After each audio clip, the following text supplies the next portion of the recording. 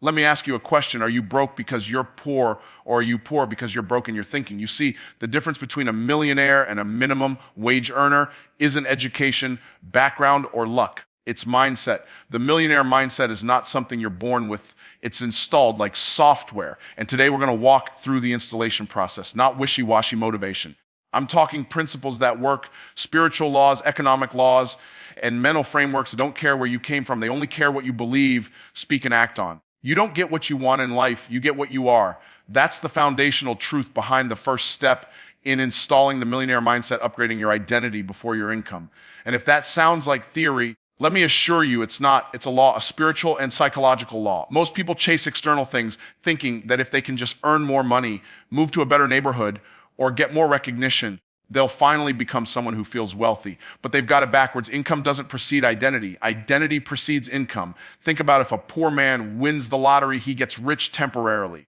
But if he still sees himself as a poor man, he will sabotage his wealth. Why? Because his identity won't let him live at a level higher than what he believes he's worth. He might not do it consciously. He might blame inflation, bad luck, or the market. But it's not external forces that broke him. It's the mismatch between who he became financially and who he remained internally. His identity refused to rise.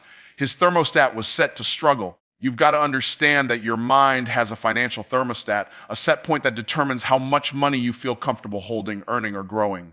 Most people think that if they can just grind a little harder, put in more hours, or hustle nonstop, they'll outwork their limitations. But your income can never outrun your identity. It will always find a way to return to the level you believe is normal for you. Until you change that, you'll never experience permanent wealth. You must begin by seeing yourself differently. That means letting go of the version of you that was trained to think small, to settle for survival, to believe that wealth is for other people. That version of you might have come from a home where there was never enough. You might have heard adults arguing over bills, worrying about rent, stressed about whether they could afford the basics. And those patterns didn't just affect your memories, they shaped your self-concept. You began to believe at a subconscious level that wealth was out of reach. That struggle was honorable, and that suffering was just part of life. But that's a lie, a deeply rooted lie that you've got to uproot before you can plant seeds of prosperity. Your Creator didn't design you for survival. You were made to thrive. You were given gifts, talents, vision, creativity. And if you can align those gifts with your faith and renew your mind, you'll begin to operate at a higher frequency, not because you're chasing money, but because you're becoming a person that attracts it. The person you want to be, the wealthy, confident, impactful version of you already exists in potential. Your job is not to create that person. Your job is to uncover, unlock, and align with that person. Every time you speak words of life over your future, you're pulling that version of you closer. Every time you act in faith, even when your circumstances don't yet agree, you're upgrading your identity. That's how real transformation happens. Let's go deeper. Most people make decisions based on who they are now. That's a poverty mindset. A millionaire mindset makes decisions based on who they are becoming. For example, when faced with an opportunity, maybe an investment, a coaching program, or a chance to start a business, the broke identity says, I can't afford that, while the millionaire identity asks, how can I afford that? What do I need to shift to make that possible? One shuts down opportunity. The other opens the door to expansion. It's not just about affirmations or hype. It's about acting your way into alignment. Start carrying yourself like a person of value, not arrogance, but assurance. Don't wait for the money to show up before you treat yourself with respect. Dress like you're going somewhere important. Speak like your words matter. Surround yourself with people who challenge you to level up. Read the kind of books that stretch your thinking. Take risks that scare you a little. Do the things your future self would thank you for. And don't be surprised when you feel resistance. Your current identity will fight to survive. It doesn't want to die. That's why you'll feel fear, doubt, even guilt when you start to grow. That's not a sign that you're doing something wrong. It's proof that you're breaking through. You're disrupting the patterns that kept you poor. You're shaking up the software in your subconscious. It's uncomfortable, but it's necessary. When you begin to internalize this, everything changes. You stop waiting for permission. You stop playing small. You stop excusing mediocrity, because deep down you know that you were made for more. And once you install that belief and keep feeding it, watering it, and acting on it, your circumstances will have no choice but to adjust to your new identity. You were not designed to be a worker. You were created to be a creator. That's the real foundation of wealth. And yet, the vast majority of people live their entire lives in a system that trains them to trade time for money, to clock in and clock out, to labor for someone else's dream while their own vision dries up in the corners of their imagination. They were given divine gifts, creative power, and the ability to shape worlds with ideas, but they were taught to survive instead of thrive. The millionaire mindset doesn't operate that way. It knows the difference between effort and effectiveness. It knows the difference between labor and leverage. The moment you begin to see yourself as a creator instead of a worker, everything changes. Workers wait for instructions. Creators write the instructions. Workers follow orders. Creators set direction. A worker thinks in tasks. A creator thinks in outcomes. And the wealth you're after doesn't respond to time. It responds to transformation. You get paid in direct proportion to the size of the problem you solve and the value you create, not the number of hours you grind. But when you've been programmed to think like an employee your whole life, it feels almost rebellious to step out of that role. You've been trained to think safety equals security, and that showing up every day for a paycheck is the best you can do. That's not just limiting, it's false. The truth is, the job is never the source. The source is the source. The job is just one of many channels. And when you realize that, you stop worshiping the paycheck and start multiplying your provision. The millionaire mindset sees opportunity in ownership, not in hours. It's constantly asking, what can I build that solves a problem, meets a need, or serves a market? What system can I put in place that works even when I don't? You can't work your way to wealth with labor alone, but you can create your way there with ideas, systems, and impact. It doesn't matter whether you come from poverty, middle class, or struggle. You've got the same 24 hours as everyone else. The difference is how you use those hours. Are you spending them keeping someone else's business alive, or are you investing them building something that outlives you? When you think like a worker, you put a ceiling on your income. You're capped by the clock. There's only so many hours in a day, only so much energy you can give, only so much a boss is willing to pay.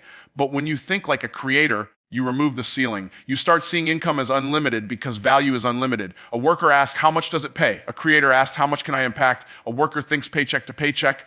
A creator thinks generational legacy. This is not about quitting your job tomorrow. It's about refusing to let your job define your potential. It's about waking up to the fact that you have creative power inside you, and that power is wealth waiting to happen. You are made in the image of a creator. That means creativity is not optional. It's embedded in your DNA, and it's not just about art or music or writing. Creativity is the ability to bring forth something that didn't exist before and turn it into something valuable. That could be a business model, a marketing idea, a consulting strategy, a digital product, a real estate deal. The form doesn't matter. What matters is that you are shifting from consumption to creation. The average person consumes content, entertainment, opinions, gossip, and they stay broke. The person with the millionaire mindset creates solutions, content, strategies, structures, and they get paid. This mindset shift requires intentional reprogramming. Most people were taught to work hard, be humble, keep their heads down, and wait for someone else to determine their worth. But no one can pay you what you're worth. They can only pay you what the role is worth. And when you finally decide to own your value, you stop settling for what a role pays. You start setting your own value in the marketplace. You start building instead of begging, creating instead of chasing, designing instead of drifting. The world doesn't pay for effort. It pays for results. You can be busy all day long and still be broke. The worker mindset worships business. The creator mindset values productivity. Business impresses no one. Results move the needle. When you think like a creator, you start identifying assets where others see liabilities. You see time not as something to pass, but as something to invest. You look at skills not as something to trade for wages, but as seeds you can multiply. You no longer measure your day by how hard you worked, but by how much you created. Did you move something forward? Did you build something that could pay you tomorrow for what you did today? That's the question that drives the millionaire mind. Not did I work enough, but did I create enough? And don't think this is just about business owners or entrepreneurs. You can be a creator in every area of life. Inside a job, inside a family, inside a ministry, inside a movement. The point isn't whether you have a business. The point is whether you have a vision you're building, something that isn't tied to an hourly wage, something that can scale, something that can outlast you. That's where the real wealth comes from. It comes from creation, from producing, from being fruitful and multiplying, not just in faith, but in finance, in legacy, in results. The minute you realize you were never meant to be a worker, you start walking like someone with authority. You start talking like someone with ownership. You start thinking like someone who's in charge of outcomes, not just tasks. That's the beginning of financial freedom. Money is a tool, not a god.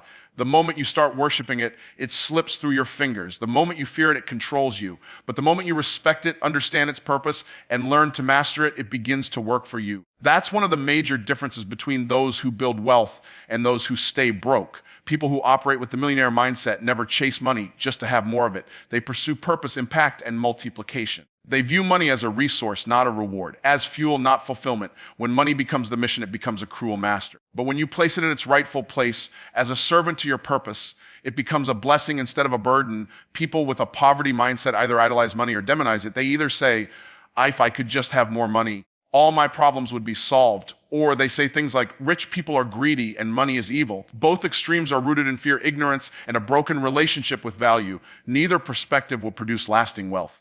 Money is not moral. It's a magnifier. It only makes you more of what you already are. If you're selfish, money will amplify that. If you're generous, money will amplify that. If you're insecure, money will not heal you. It'll expose you. That's why it's dangerous to pursue money without first doing the hard work. You don't need to be perfect, but you do need to have clarity. You need to know what money is and what it isn't so you can position it properly in your life. The wealthy don't see money as the end goal. They see it as a utility. It's a medium of exchange. It's a byproduct of value creation. It flows to those who solve problems, and it flees those who chase it in desperation. If money runs your emotions, it owns your decisions. If you feel anxious when you don't have it and proud when you do, it's got too much power over you. But when you see it as simply a tool to build, grow, and serve, you gain control. Respecting money means understanding how it works. It means studying the flow of cash, learning to manage it, and refusing to let it intimidate you. The same way a builder learns to handle a hammer, a wealthy person learns to handle a dollar. You learn its laws, its principles, its tendencies. You study it not because you worship it, but because you plan to use it wisely. People who respect money don't waste it. They don't throw it at liabilities and then cry about being broke. They don't live to impress people. They live to build legacy. They don't buy things to prove their worth. They invest to multiply their value. Every dollar they earn has an assignment. Every cent has a purpose. There's intention behind their spending. They tithe. They give. They invest. They steward. Because they understand that money must be managed to grow. It must be honored to multiply. Money disrespected disappears. Money respected multiplies. One of the clearest signs that someone doesn't respect money is that they fear it. They don't understand it, so they avoid it. They don't talk about it. They don't plan for it. They avoid their bank statements. They ignore debt. They hope things will just work out. But that's not respect. That's avoidance. Respecting money means you confront it head on. You ask the hard questions. You learn how to make it, keep it, grow it, and use it. You develop discipline. You budget. You calculate. You forecast. Not because you're obsessed, but because you're an authority. Respect means stewardship. You can't manage what you're afraid to look at. You can't multiply what you refuse to understand. On the other hand, worship and money is just as dangerous. Some people become addicted to the feeling of accumulation. They think their value rises with their net worth. They begin to serve money instead of using money to serve their purpose. Their decisions are controlled by the fear of losing what they have. They become stingy, anxious, overprotective. Their self-worth gets tangled up in their bank balance. They may look rich on the outside, but they're spiritually and emotionally bankrupt.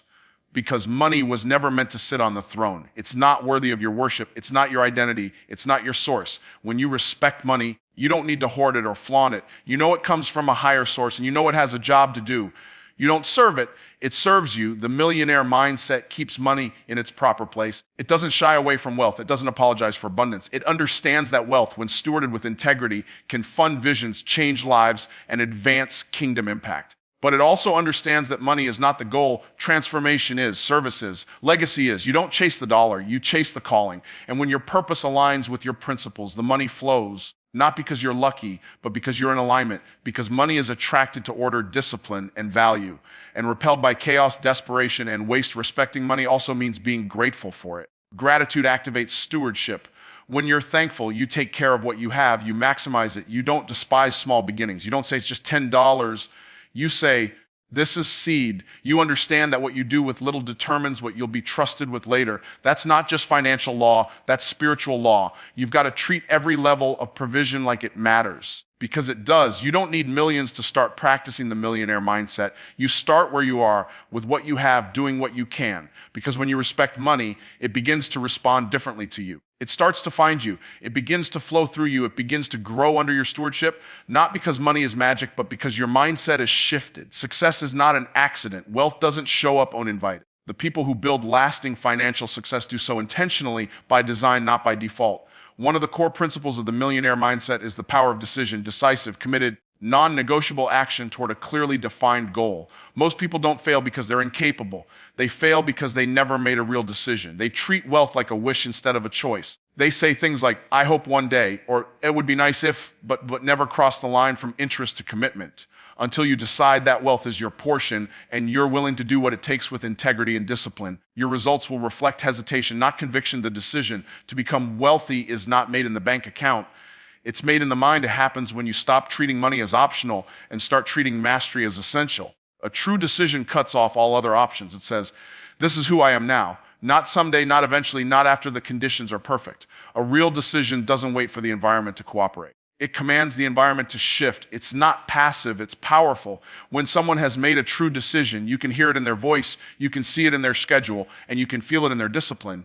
Their time, attention, and energy begin to align with the outcome they've chosen, not the circumstances they're in. But most people don't make decisions. They make suggestions. They make temporary commitments. They start with enthusiasm and quit with excuses. That's not how wealth is built. Wealth requires consistency. Not just hustle, but alignment. Not just movement, but momentum. And that momentum comes from being anchored in a decision that you refuse to back away from. That's why you can't afford to make decisions based on emotion. Emotions fluctuate, but decisions direct. If you only do what feels good, you'll never do what's necessary. The millionaire mindset doesn't chase comfort. It chooses growth. Growth requires pressure. It demands discipline. It requires that you show up even when you're tired, unsure, or afraid. Because when the decision is real, quitting is no longer an option. People often say they want to be successful, but they're not willing to give up the habits that keep them struggling. They want wealth, but they don't want to release their addiction to distraction, entertainment, or validation. You cannot become someone new while clinging to the identity of your former self. There's a price to pay for wealth, and the price is not just money. It's the old mindset. It's the comfort zone. It's the stories you've told yourself about why you can't win. The millionaire mindset makes peace with the fact that sacrifice is not punishment, it's preparation. Every time you let go of a limiting belief, a bad habit, or a toxic influence, you're clearing the path for greater impact and increase. A real decision isn't made once, it's made daily. Every time you choose to invest instead of waste, you're reinforcing the decision. Every time you learn instead of scroll, act instead of hesitate, speak faith instead of fear, you are proving that the decision wasn't emotional, it was foundational. And it's not about being perfect, it's about being consistent. It's about refusing to be moved by the ups and downs. It's about anchoring your identity to your vision, not your conditions. That's how people build wealth in spite of adversity. That's how people rise above limitations. Not because it's easy, but because the decision is deeper than the distractions. Making a decision also means you stop negotiating with excuses. You stop giving your past the authority to dictate your future.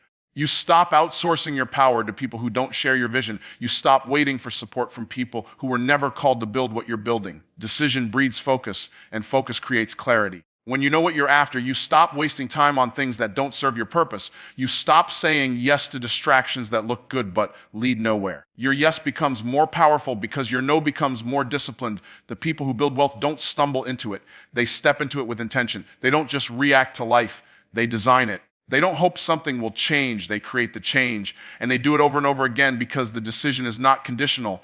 It's permanent. That decision drives how they think, how they speak, how they move. They are not confused about their destination, so they don't get detoured by temporary discomfort.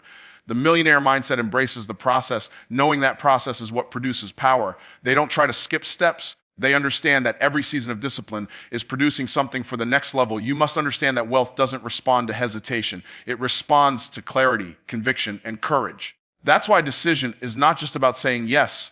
It's about saying no to everything that doesn't align. You can't become unstoppable while still entertaining distractions. You can't claim the results of the committed while operating with the habits of the inconsistent. The decision to live in abundance is not just a financial decision. It's a personal one. It's a spiritual one. It's an identity decision. Who are you willing to become? What are you willing to release? What are you refusing to tolerate? These are the questions that shape destiny. These are the questions that the millionaire mind answers with boldness. Once the decision is made, the direction becomes clear. And when the direction is clear, the actions become aligned. And when the actions are aligned, the results are inevitable. You don't chase success, you attract it by becoming a match for it. That's what decision does. It transforms you from the inside out. It removes the gaps between your potential and your performance. It makes you magnetic to opportunity, not because you're lucky, but because you're locked in, because your mind is made up, because your actions speak louder than your intentions, because your vision became non-negotiable.